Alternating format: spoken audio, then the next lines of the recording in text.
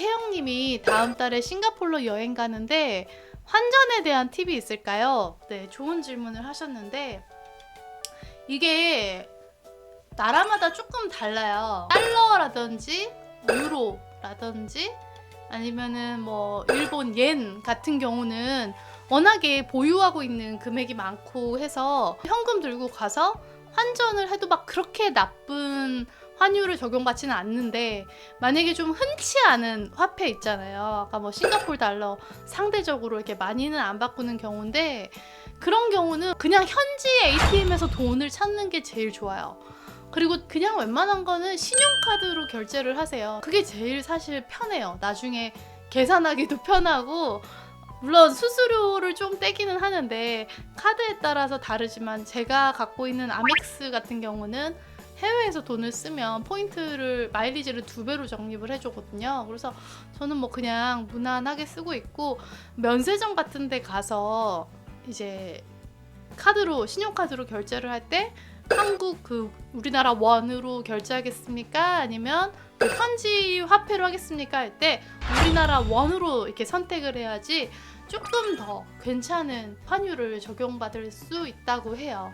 저 같은 경우는 웬만하면 현금을 안 갖고 다니고요. 그러니까 신용카드로 결제를 하고 비상금 차원에서 현금을 조금만 갖고 다니다가 마지막에 다 써버려요. 그래서 예를 들면 내가 3,500원이 남았다. 그러면은 면세점에서 뭐 한 7,000원짜리를 사면서 3,500원은 이 돈을 이제 현금을 내고 나머지를 신용카드로 결제하는 식으로 해서 그 나라 돈을 없애버려요. 왜냐면 그 나라 돈을 애매하게 또 갖고 들어오면 바꾸기도 되게 힘들고요. 특히나 동전은 아예 안 바꿔줘요.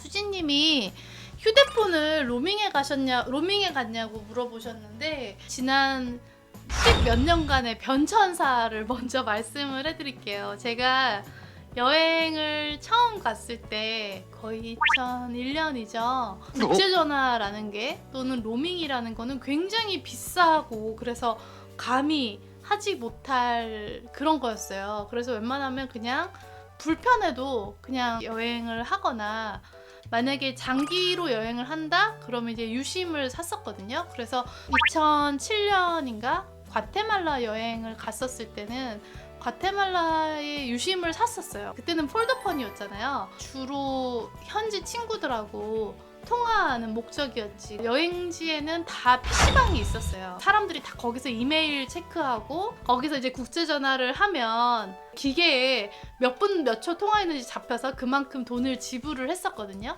그런데 이제 스카이프가 나왔잖아요. 영상통화가 가능해지면서 이제 언젠가부터 그 PC방 앞에 이제 스카이프 로고가 붙으면 여기는 스카이프가 가능한 곳이구나 해가지고 이제 사람들이랑 이제 영상 통화를 하기 시작했죠. 그러다가 제가 이제 2012년에 그때도 유럽, 중동, 아시아 이렇게 여행을 했었는데, 그때 이제 스마트폰이 나왔지만 저는 스마트폰을 쓰지는 않았어요. 그때는 그래도 와이파이가 많이 이제 여기저기 다 웬만한 데는 깔려 있을 무렵이었기 때문에 웬만한 뭐 이메일이나 컴퓨터 체크는 노트북으로 하고 휴대폰은 통화만 하고 그랬던 시절이었고, 그런데 이제 2013년부터는 이제 모든 게 스마트폰으로 가능해진 상황에서 일주일 이상만 있을 것 같아도 유심히 싸니까 그걸로 데이터까지 해서 하거나, 아니면 데이터가 비싼 경우에는 이제 어디 들어가서 와이파이를 했었죠. 그래서 지금 같은 경우는 저는 어떻게 하냐면요, 만약에 짧게 여행을 하면 뭐 그냥 로밍을 해요. 그래서 데이터 위주로 쓰고, 최근에 대만을 갔는데 거기는 포켓 와이파이라는 게 있더라고요. 그래서 하루에 4,500원만 내면 나 혼자뿐만 아니라 이제 같이 일행들도 같이 근거리에만 있으면 쓸 수 있으니까 그걸로 웬만한 거를 다 했었어요.